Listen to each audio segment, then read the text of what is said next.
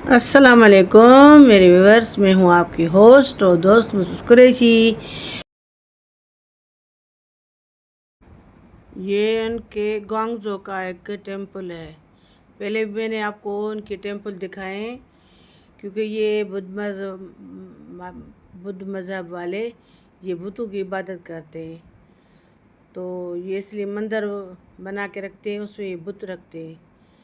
आगे भी आपको मैं दिखाऊंगी इनके इबादत कैसे करते हैं। इबादत ये ज़मीन पर गद्दियाँ रख कर और ये पूजा करते हैं, मत्था टेकते हैं जैसे, और भजन गाते हैं। ये इनकी इबादत है।